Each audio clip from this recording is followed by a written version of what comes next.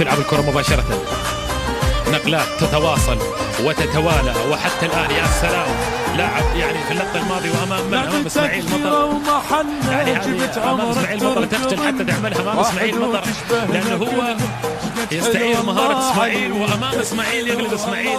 في اللقطة الماضية لاعب اعتاد عليه إسماعيل ولكن مرت الكرة.